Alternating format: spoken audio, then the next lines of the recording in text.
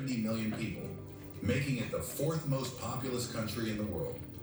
This large population, coupled with rapid urbanization, has led to a growing demand for convenient services, and laundry is no exception.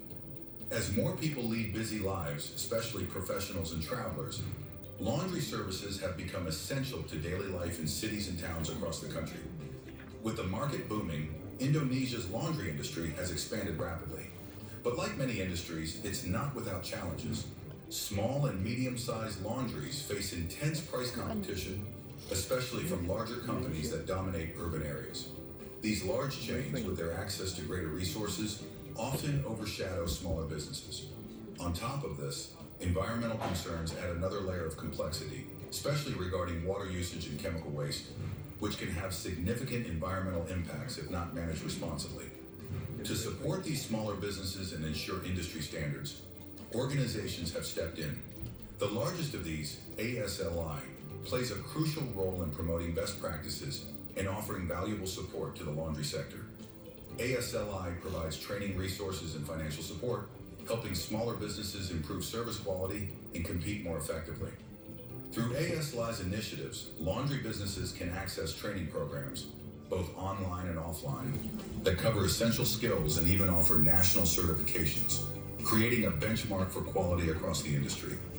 But ASLI's support goes beyond training.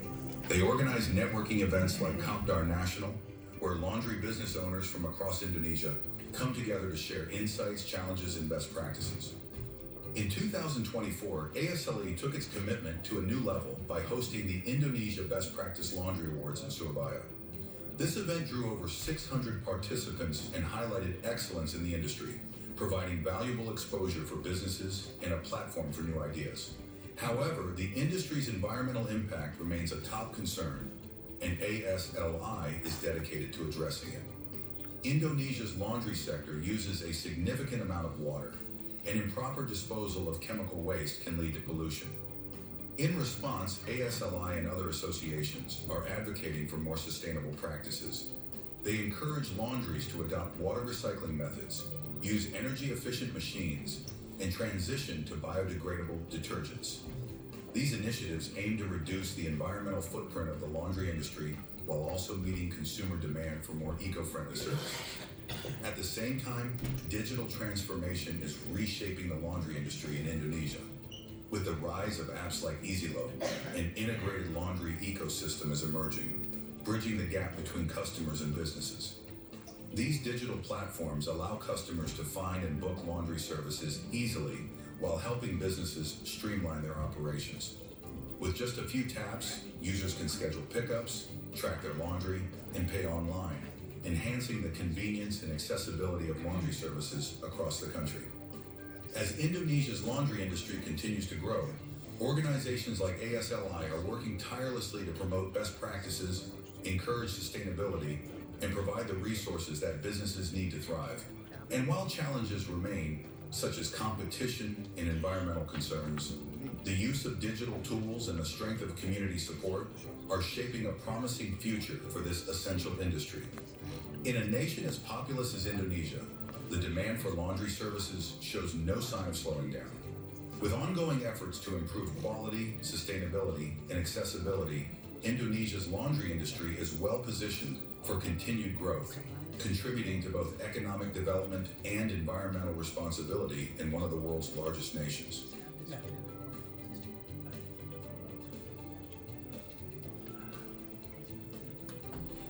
Well, good afternoon, ladies and gentlemen. Welcome back on the live stream. I'm here with Eva Maria Sriulina, representing Indonesia. Eva Maria, can you please give us your country report? Hi, I'm Maria Eva Sriulina, chairperson of Indonesia Laundry Association and CEO of EasyLo, a laundry super app. I'm excited to share insight about Indonesia's growing laundry industry. With a population of over 270 million people, Indonesia is the fourth most populous country in the world. This large and growing population, particularly in urban area, has led to a significant increase in the demand for laundry service. As people's lifestyle become busy, especially among office workers, young professionals, and travelers, professional laundry service have become essential in everyday life. Create a booming market for laundry business, but it also presents challenges such as intense price competitive and the use of unsafe chemical that can harm both health and the environment. Several associations support Indonesia laundry industry, with ASLI being the largest.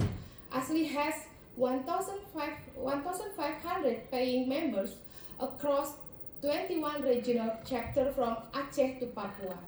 We also have strong online presence with 39,000 members on Facebook and 14,500 Instagram followers. ASLI play an essential role in promoting industry standard and fostering growth through various initiatives. Some of our key programs include training program, online and offline.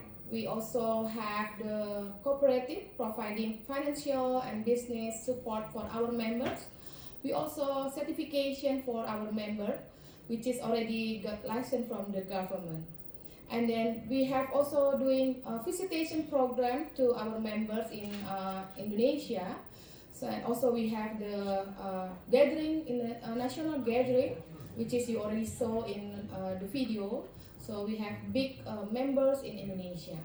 So we also have Indonesia Best Practice Laundry Award, which is now we also join in the International Global Best Practice Award. Okay, and then the industry facing several challenges. Yeah, intense market competition. Small and medium laundry often struggle to compete with larger players that offer discount service and promotion. Larger company with better resource dominate urban market. Association provide support to business development program, environmental concern, and then also water consumption and chemical waste area are critical issue in Indonesia. So that's why we also hopefully with the energy efficiency and use biodegradable detergent. With thousands of independent operators in maintaining consistent standard can be challenging. Certification program help to regulate and improve service quality across the board. The future of the laundry industry in Indonesia looks promising, with an increasing focus on eco-friendly practice and technology innovation. Through this forum, I hope we can work together to establish practice that ensure the safety and well-being of everyone involved in the laundry industry, business owner, employee, and customer, while also protecting our environment. By fostering this value, we can create a sustainable and responsible laundry industry that benefits society as a whole. Thank you for the opportunity to speak today. I look forward to fruitful discussion and collaboration that will help elevate the global laundry industry. Thank you, Eva Maria. That was a very well prepared speech. We have a fascinating country, a fascinating market. Next up will be India, but first we'll play a short video. Thank you.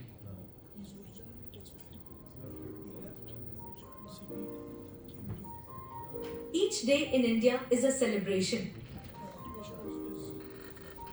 A vibrant fusion of maybe it's nice if you also can introduce yourself quickly. So, Okay, I'm Eva, the chairman of Indonesia Laundry Association and also the CEO of Super App Laundry. Hi, I'm Anup Poddar. I'm into multiple businesses. I'm also representing DLAI and CNET here, and also my own companies, which is BP Biotics, BP Enterprise, which is a linen manufacturer, as well as TLC, which is a retail branch of our laundry division. Hi, hello everyone. I'm Tom from Belgium. So I started in the laundry 4 years ago.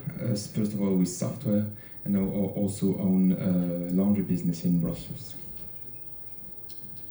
Yeah, good afternoon. I'm Christopher White. I'm the Executive Director of America's Best Cleaners, which is a quality certification mark and consultancy business in the United States, and also a member of the American Circular Textile Group. Diana Vollmer, I'm the Managing Director of Ascend Consulting Group and the Vice President of CNET. yeah. Very good. So, thank you all for joining once again. Let's begin with a short introduction. So, first comment on what we've also seen in the morning, that on the one hand, the traditional dry cleaning industry is having a tough time, but despite that fact, some businesses seem to be doing really well, and the outlook for the laundry and dry cleaning industry as a total is quite optimistic. As you see in one of these researches that come by a lot in my inbox, promising a lot of growth.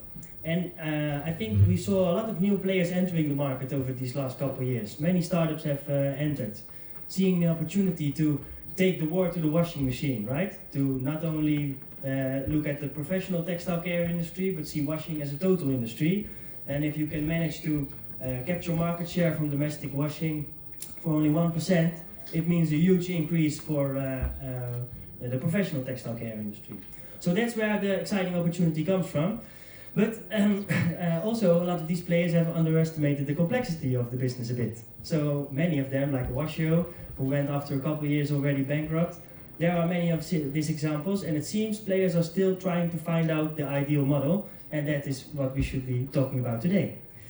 Main challenge here is how to find these new customer groups, how to appeal to the younger generation, and the other one is how we can become more like a total care provider for the wardrobe rather than only for the delicate garments.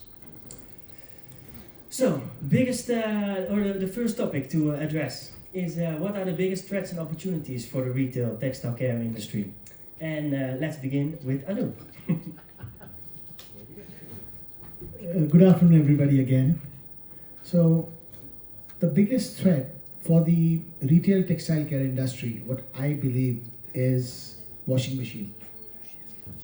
The home washing machine, that is still a big threat. And the opportunity is also the same. The way we educate our customers, or as an association, we should take this as CINET, as DLAI, as all the associations of the world. If we can all publish together a study which shows that home washing is actually more expensive than professional textile care. Once we are able to convince the consumer of how much impact on environment this has and how much money can be saved, both the things, by doing a professional care.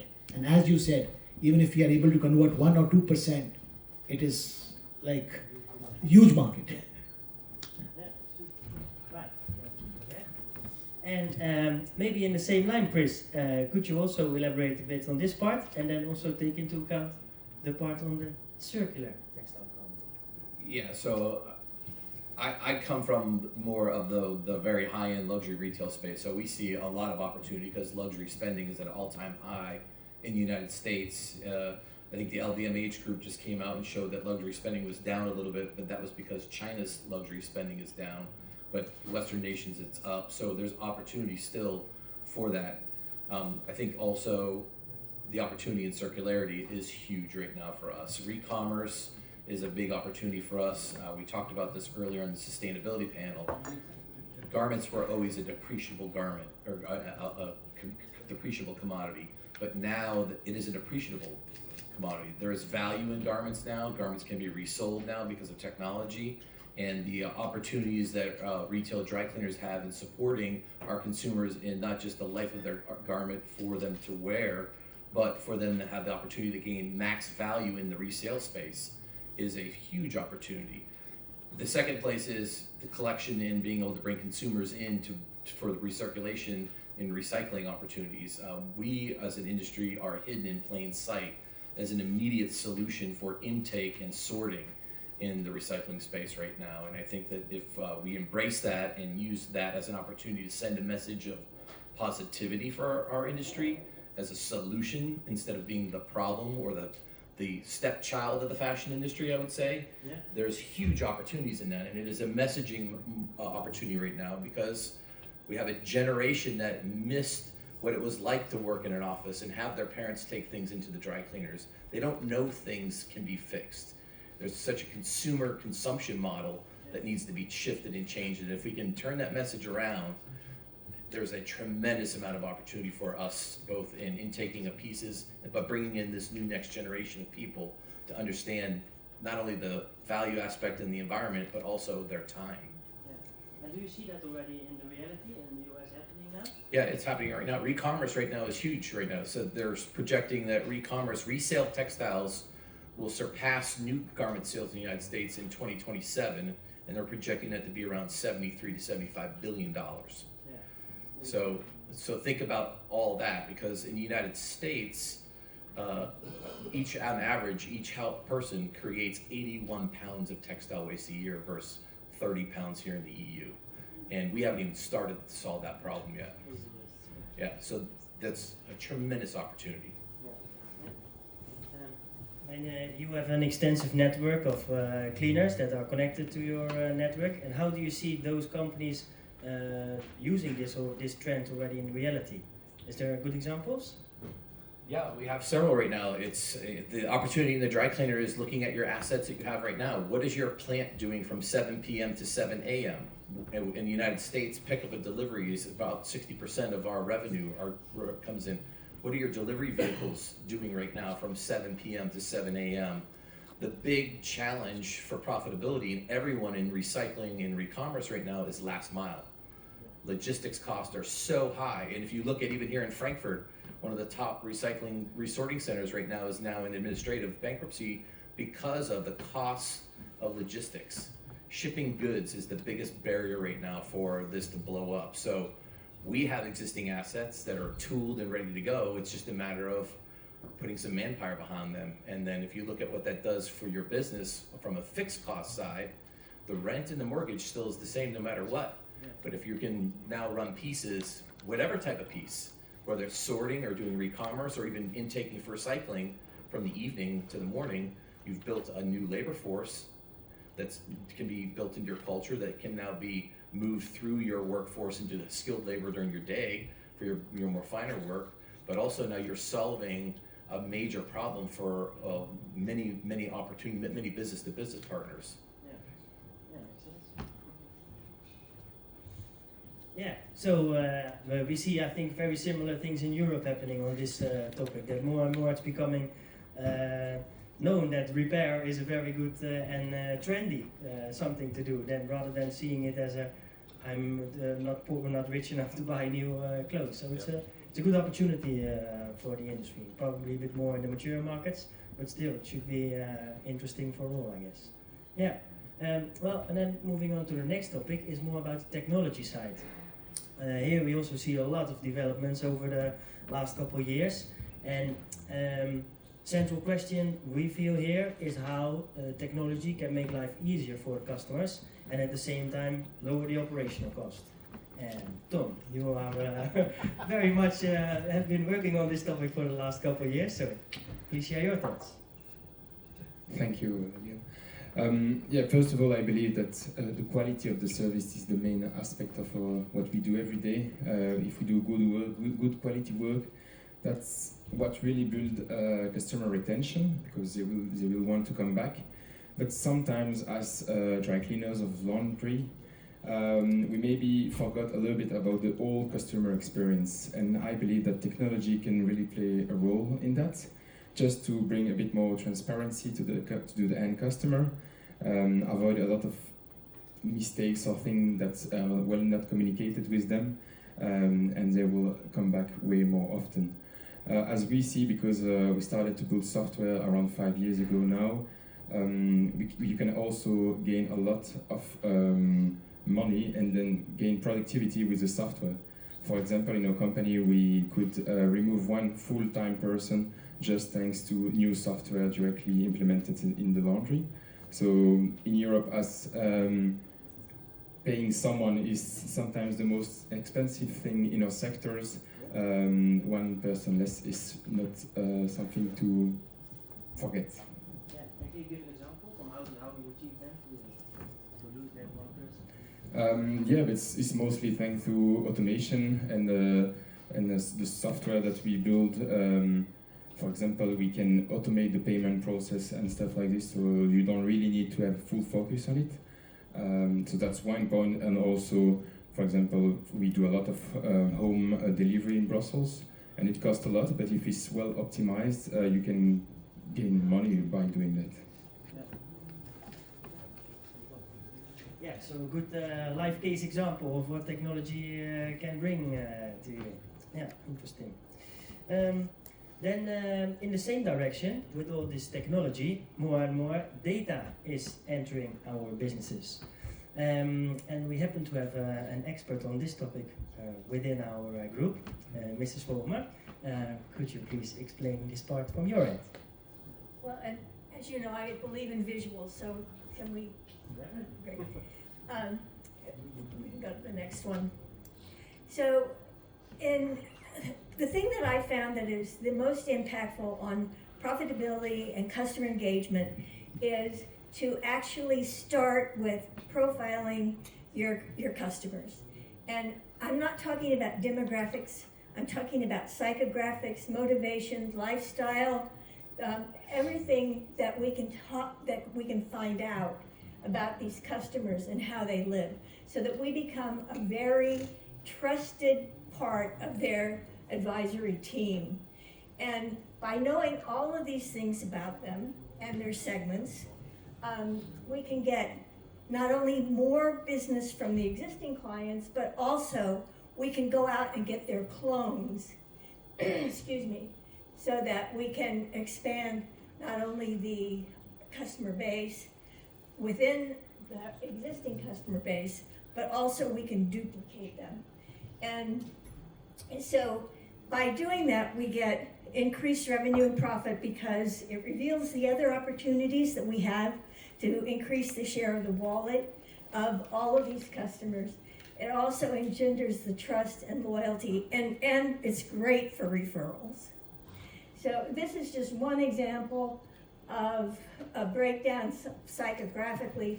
So we have the efficiency seeker avatar, we have the convenience seeker avatar, the care-seeking family, etc., etc. Okay, we go to the next one. And the follow-up to this AI action of profiling the customers is to put in a customer data platform. And I'm hearing a lot of resistance to AI and the change that happens with AI, but this is absolutely essential because it eliminates the silos, it gives great information, much better information when negotiating and communicating with the customers. It's very personalized. They feel like they're the center of your universe. And that has not been the case historically in our industry. So the customer data platform, it's a commitment. It does require an investment. It requires an investment in learning and technology and education. And it's very important to eliminate these silos so that the entire organization comes along and embraces it. And one more, I would like to just show you a case study, the results of those two processes. In the first quarter that the company instituted these things, profit went up by 209%. 209%. Their high value sales went up by 111%. Their high ticket household business went up by 131%. Their client confidence rate in their chat bot, which I have heard so many negative things about it, the client's confidence rate is 98%. The customer service labor is down almost 60%, and the total labor in this organization is down almost 50%. These are numbers that are so exciting that we can get over our reluctance. Okay? Yeah, and how do you think we can convey more people to start doing this? Look at the profit. look at the customer response. Look at what is happening in delivering a much better service at a much cheaper price. Is that profit more realistic? Sorry? Is that profit very realistic? It is real. We are known for tracking our customers and their profitability to the nth degree. We have 113 line items that we track with our clients, and these are absolute bottom line results from this particular process. So let's say, can you give an example what it looked like in the reality? So if it was 10 the profit, and after this? Well, because of our confidentiality with our clients, I can't tell you who this is, but I will tell you that they because of this, they sold their company at the highest ratio that I have seen, right after COVID. Just to add to what Diana was saying, the cost of acquiring the customer is always very high. Yes. And this helps you retain the customer. And by profiling, you will obviously get more profits in because your cost of acquiring the customer goes down. It absolutely maximizes the value of the customer over the life of the customer, and they are their ambassadors for you once this is implemented. And did you see any difference between if it was a big company or more working with shops? But any difference in that? Well, it takes a certain amount of asset investment potential in order to set this up. But it's relatively small, and particularly the profiling has paid for itself within months. It's an immediate impact. So it's incredibly exciting. And I'm going to say thank you, Sanjay, for bringing the world to us. Thank you. Yeah, so no more reason to leave this out, huh? We almost can't anymore. And that all together, all this new technology, leads us to the next topic, which are what's the critical success factors to scale such a digital laundry services. And Eva, you have a business in Indonesia and have been developing it for quite a while. So can you please share your story about that? Critical success factor of scale digital laundry service. Yeah, actually, I'm developing super app Easylo super app laundry, so which is already 3 years. And then actually, what Mr. Anup said, that database actually very important, so we can analytic the customer. So instead the acquisition the new customer, so we do our data, our consumer database. So with this analytic, we can come to know which is who always doing laundry, how much they spend the money, and then what kind of laundry they do. We can analytic, and then we can do some maybe promotion or something which is, oh, this is low. All this data with the digital, so we can have all the data about how much they spend, when they do, and then how many time in weeks or something like that. So with this database, we can do maximum with our planning like that. Anything else? Any question? So this is the factor scale, and then also we do also training to our mitra. So we also doing partnership with our laundry partner. So we do training with them, so they have the standard with the quality, which is what we expect. So we don't want if they order to our apps, and then when the customer receive the laundry, the quality is not good, and then they must be complain, and they will not come back to order to our app again.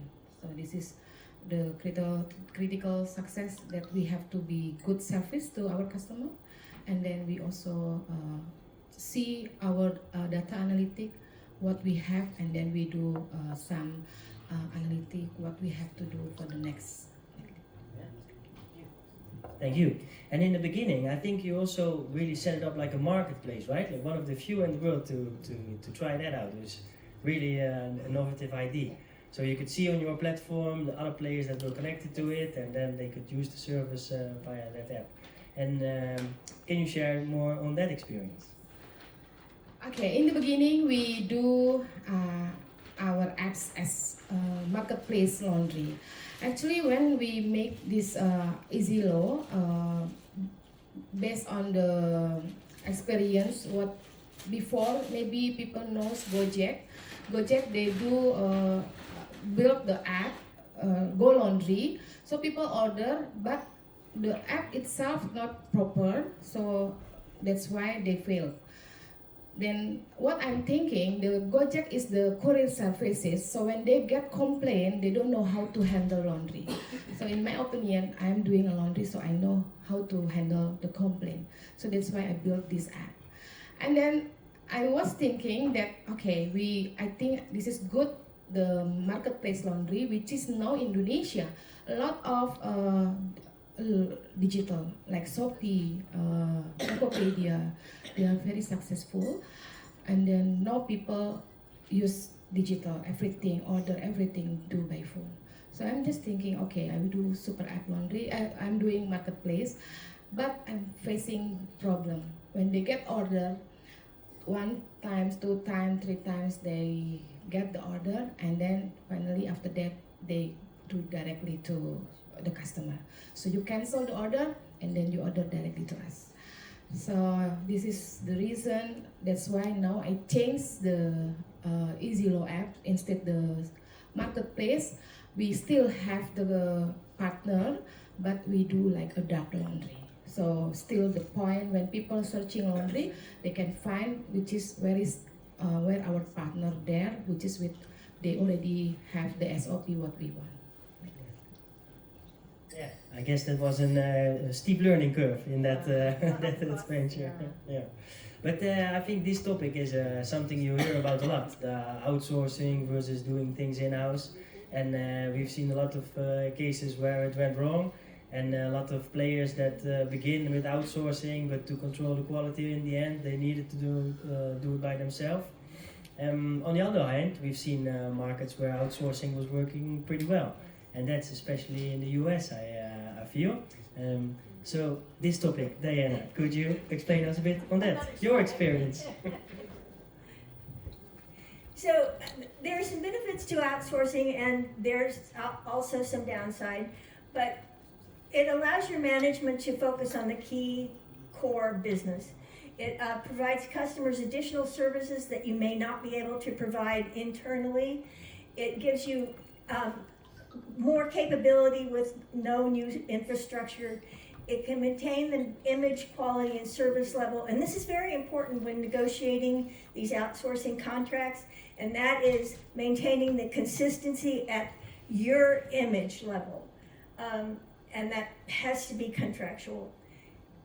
The margins can be higher. The risk mitigation on treasured items, particularly with an expert that has the expertise on hand at all times rather than you trying to do this intermittently. There's access to expertise without you hiring a new employee.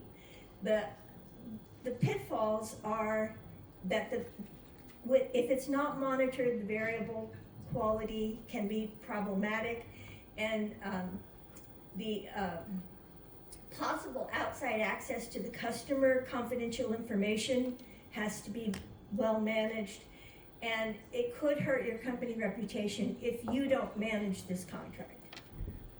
But otherwise it can be very lucrative. Yeah. Now, if we project this slide on the reality in the US, you see this example what I mentioned earlier, like Washio, big startup that was in the beginning quite successful but went bankrupt. And on the other hand, we have these platforms like Rinse, which seem to be doing quite well even after a number of years. So how do you see those developments in the market? Well, I think you made an excellent point in that business has all the complexity that you can imagine in a business. It has the financials, it has the people, it has the quality control, it has manufacturing without the benefit of having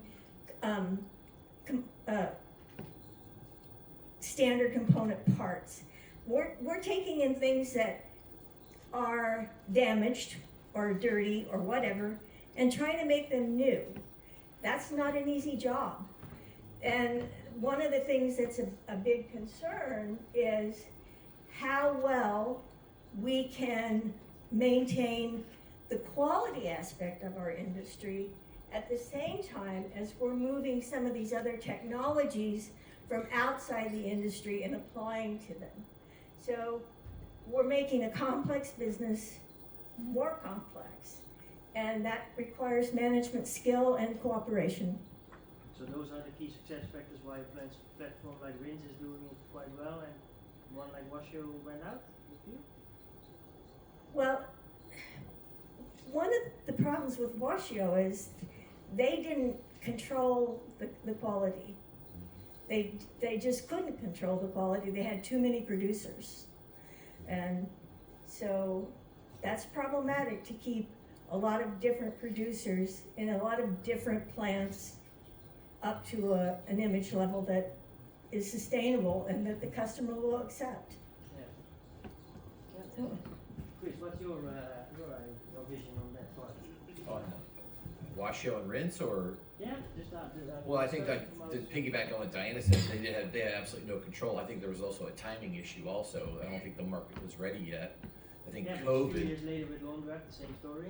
Well, but you have to remember though that we had the COVID happen, right, where fashion completely changed and pivoted down into the casual space or the luxury athletic space, and people were valuing, one is they wanted sanitization, they wanted things cleaned, and they weren't sure if they were going to get it clean at their own home. Now people were working from home and they valued their time differently. So the integration of these apps and then people valuing their time in a way that I could send it off has been a big opportunity for them. And then also just the way they're structured now is much different, where they're not just trying to find all these licensed laundry facilities. They're very selective about what it is. Yeah. But I also think that's going to be an issue for many of them too, and for retail dry cleaners and retail dry cleanings right now. I was just at a workshop in Las Vegas where you heard the laundromat industry is now trying to come up and compete with dry cleaners. So we feel pressure from not only the consumer side of things, but from other industries or laundry industries that were not really on our radar that are now using apps and Uber, or the ability of using last mile connecting services now to bring competitive services into dry cleaners, which was never on the radar before. So now laundromats are competing now to do home pickup and delivery where they never did that before. And they're really trying to push into this more and more. And they're coming in at a lower cost price than most retail dry cleaners would be at. And so my fear is, and what I caution my clients is wash, dry, and fold is interesting, and it's a nice service to offer for your clients, but it has to be within your profit model, right? And so don't try to bring your business down to where someone else is trying to come up into. Focus on what you're good at, which is specialty items, niche items. And if you look at luxury spending where young consumers are, Diana had her slide, sneakerheads. You would have never thought in your entire years that people would be spending $2,000, $3,000, $5,000 for a pair of sneakers, but they are. Custom jeans now. Custom denim is up $700, $800 for a pair of jeans. They're not doing that at the laundromat. There has to be a trusted partner. We see it now, Dolce & Gabbana, Gucci, where the t-shirts that they're making. These are $900, $1,200 t-shirts. And that's just where fashion is at. And so I think that if we continue to focus on the high-end, high-profit clients, that's where most of the opportunity I see for my affiliates, and that's where their growth is at. They are offering wash and fold, they are outsourcing to a certain degree, but there's also a certain expertise in certain markets that brings trust and value and a lot of profitability. Yeah,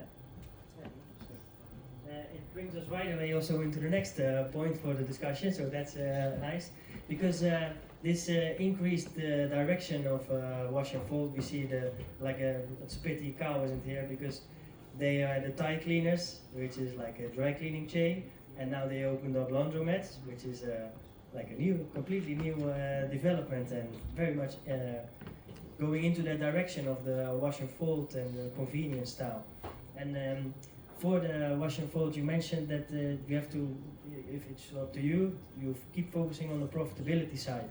But how do you see that for wash and fold service then, or how you see your affiliates doing that in a wash and fold service? I mean, I have our affiliates that are doing wash and fold. It's profitable for them, but they have to be very smart about how they process that work in their facility. So the ones that are really good and profitable are that they only offer it one way. Dry cleaners in general, technicians are very much about doing things with a lot of flexibility for your customer. You cannot do that and be profitable in wash, dry, fold, at least from what we're seeing right now. It's a widget. Going back to what Diana says, the more you can standardize that and keep it the way it is. So we have an affiliate that is about to break $1 million in wash, dry, and fold, but it's successful because they closed up one of their previous dry cleaning plants, made it only a wash and dry and fold facility, control the cost, control the labor. It's completely isolated, and it runs in a completely different mindset than their regular dry cleaning facility. So that has profit, and there's profitability there. So, but for us, I'm a suit and I'm a suit and dress guy. I want to put out a message to people that stop buying fast fashion, ultra fast fashion. Washable goods are important and you need them, but in the professional sense and where we are right now, let's get back to personal style, better clothes that will last longer. And now with resale marketplaces, we can extend the value of those garments like we never did before, and software and technology is allowed to do that. Companies like The Real, ThreadUp, I mean, they've now flattened the global fashion marketplace to the point where Gucci, Loro Piana, and all of them now are participating. No one would have ever thought 5 years ago that Chanel would have a resale space, but now they do.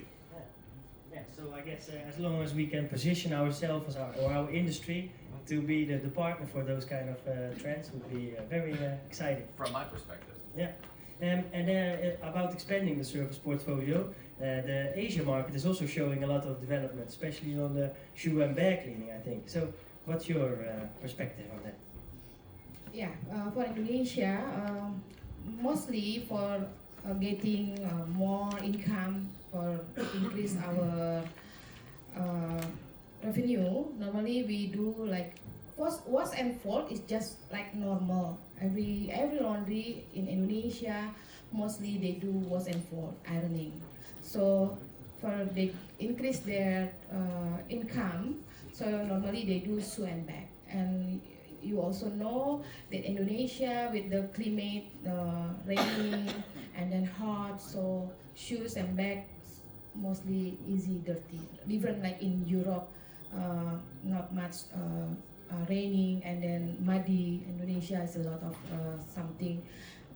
We want to be clean every time. So shoes and bag become a good market, and then also not much invest in the machine. Everybody can do. So if they want to do with the small investment, normally they do start from shoes and bag, and then now many people they do. Indonesia is huge population, so everybody need clean one. So shoes and bag is good money for make laundry. Yeah, interesting. Really interesting to see how the Asian market is sort of leading the way on this part. Yeah, because I'm also doing training. I have MA Laundry Training Center, so we also always open class shoes and bag. And then since I'm also now become chair person in association, we always educate people how to increase their revenue. Job well done. So as a European market is a little bit lagging on this part, I feel. What's your perspective on the opportunities for the European market? Yeah, I think as you said, Europe is probably a little bit behind these new trends, especially with wash and fold. I think in the US it's way more big markets. But what we see is that outsourcing his laundry to a laundry facility is actually a luxury service for us. Is it cheaper to do it at home in Europe at the moment, because most of the family have already a washing machine at home, and we also, most of middle class in Belgium have someone that comes at least once a week to do the ironing at home. So the people that want to outsource the laundry, as they want high-end quality, we do also wash and fold, but it's most like laundry by the weight. But it's good quality laundry by the weight, and that's really, if you focus on the right target. For us, what's worked the best is young couples and young heavy working people that doesn't really have time to do it. That's really something that worked for us, and I believe that there is also a new market to find. We do traditional dry cleaning, and that's worked really well because it's well known.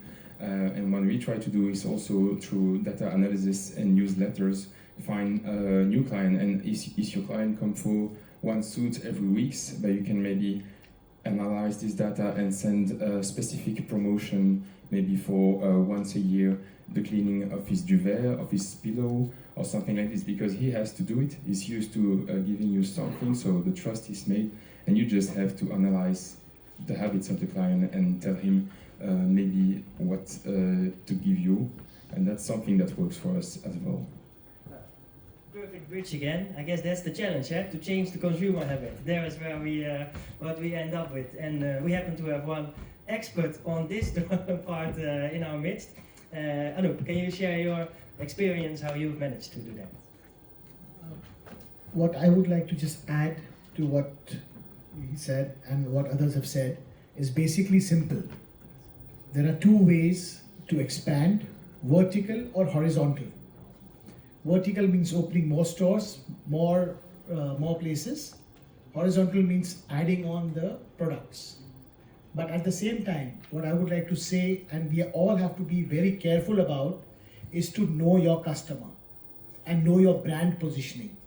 If you are doing high-end garments and you want to be in the top niche, then you should continue to do that and never get into wash and fold, or the vice versa. If you are good at wash and fold or the mass market, you should not try for class market, because you are bound to go wrong.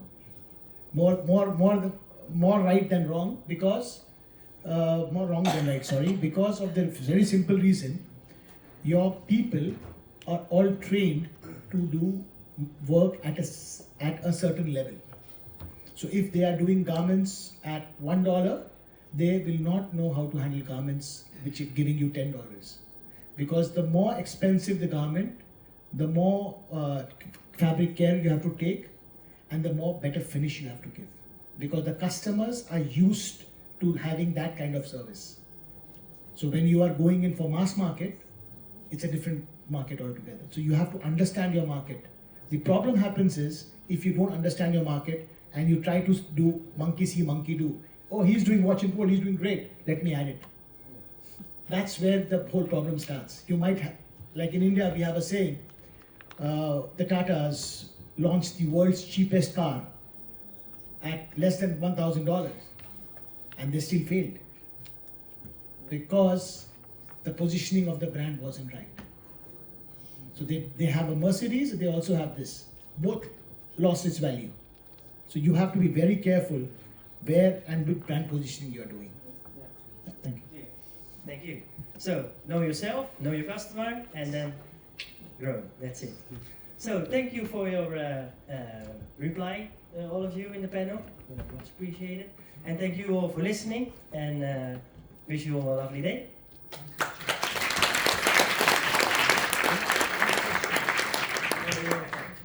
Sorry guys, we are out of time. I think it was a fascinating round table, and one of the key messages, choose to be chosen. We will now continue with our country reports. And the first country report that we have lined up for you is Malaysia. So I will be now moving over and find our Malaysian counterpart over there. See you in a bit.